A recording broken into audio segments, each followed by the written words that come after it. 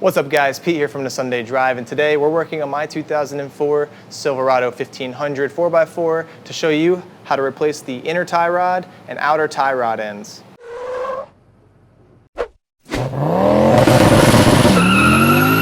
So as I said, this is my 2004 Silverado 4x4 1500, and this is part 3 of a multi-part series where we're replacing most of the suspension and steering components. Today we're doing the inner tie rods and outer tie rod ends, and we're replacing them with MOOG problem solvers. So the model numbers for the outer tie rod ends are ES3493T, and for the tie rods they are ES3488. MOOG has a pretty good reputation for steering components, so we have no problem going with them. And as always, we'll have links to these products in the description below so you can purchase them yourselves, and they do give us a little bit of a kickback, which we greatly appreciate so that we can keep the channel growing and going. Now below me I have all the tools that we'll need to do this job. We have an impact gun, an 18mm socket, a 3-pound hammer, a 7mm socket and wrench, a torque wrench, adjustable wrench, some pliers, a grease gun, some PB blaster to break loose any of the nuts that might be frozen, and sometimes you just gotta use fire to get to what you need to do, so we're using this map torch. We've already lifted the truck up to remove the wheels. Now make sure that you always use sturdy jack stands. In this case, we're using ESCO jack stands. We really like them because they have a very sturdy base, they're very solid, and they go up really high. So all around, it's perfect for what we need, and we highly recommend them. We'll have a link to them in the description below so you can purchase them yourself if you feel so inclined. Okay, so we are on the front driver's side of the vehicle. Here is the inner tie rod as well as the outer tie rod end, and here is the locking nut. So basically the outer tie rod end controls the toe of your wheels, and that's important for alignment reasons. So whenever you mess with this stuff, you're gonna have to go get an alignment at a shop. You could do it yourself if you know how to, but we recommend a shop for that. Basically, when you take this outer tie rod end off, you'll have to count the number of turns when it comes off so that you can try to get it as close as possible so that it's safe to drive. First, we're gonna clean this up because there's a lot of gunk that's kind of got stuck to this over the time. Okay, so we're gonna just try and use the impact gun and an 18mm socket to take this nut off of the outer tie rod end. If it does not release, we'll have to hold the bottom and get on here with a wrench. But sometimes you can get lucky and spin this off with an impact gun. All right, and there we go. We got lucky. This nut came off because this stud didn't want to spin. So now we need to get this outer tie rod end out of this knuckle. There's a tool that you can use called a pickle fork, and that'll go in between here, the two pieces, and separate them as you hit them with a hammer. But since we're not reusing this, we're actually gonna try and bang it out with a hammer. So just turn the wheel away and it will come out. So now that we've gotten this outer end released, we actually are gonna put it back in for a second because we need to release this nut. So this locking nut right here, I already have it loose, but I'll show you what I did, prevents that tie rod end from spinning on the tie rod and messing up your alignment, because the alignment for the toe is controlled by this piece right here. I got a blowtorch out. In my case, I'm using a map torch because that gets nice and hot, and I hit this nut with it for a little bit. I got an adjustable wrench on there and was able to break this loose pretty easily. I've had vehicles where this nut does not want to come off or release, and it's a total pain, but once you get that released, you're gonna spin that back a little bit.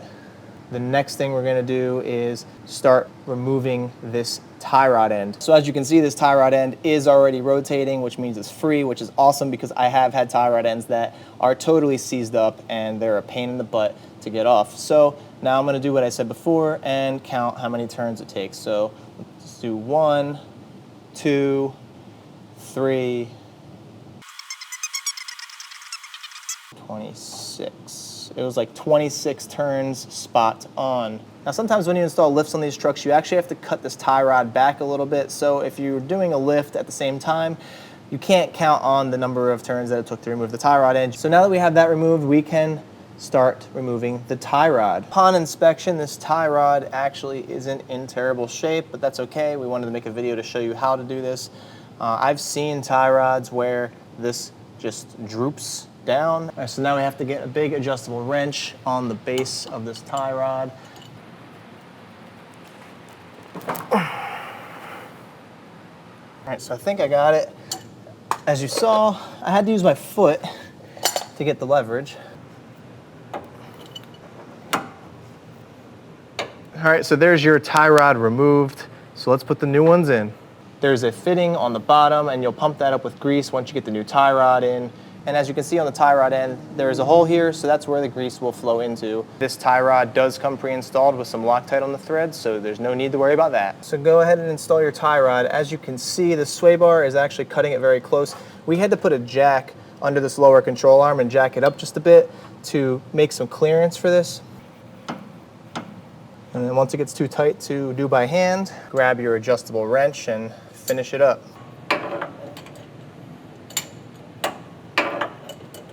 All right, and pump this up with some grease. Go ahead and install this lock nut.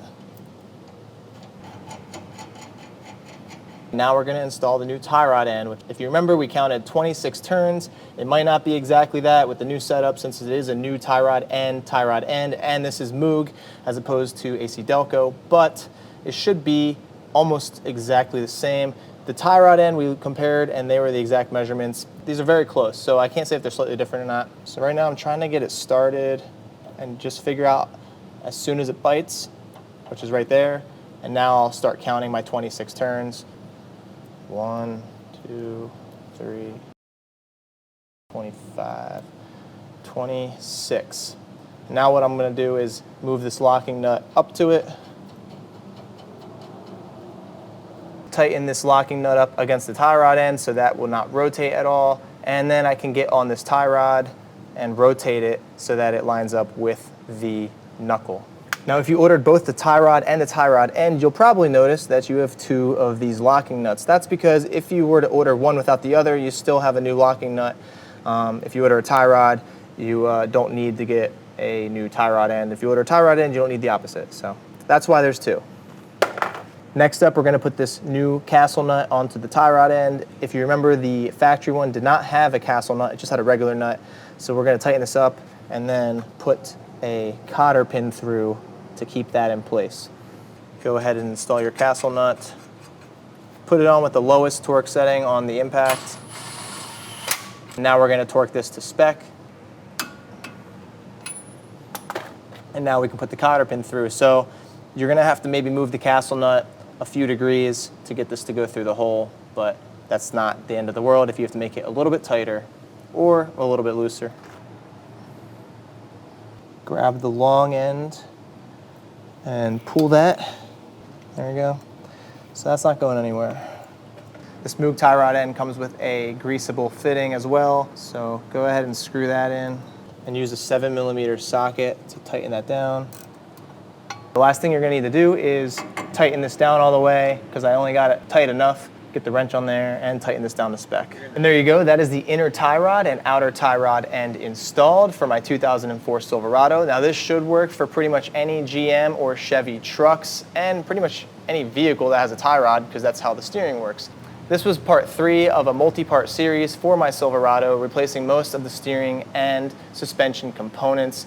We're still going to do the upper and lower ball joints. We're probably going to do the upper and lower control arms at some point. If you found this video to be helpful, please give us a big like and subscribe, and stay tuned for more videos. And thanks again.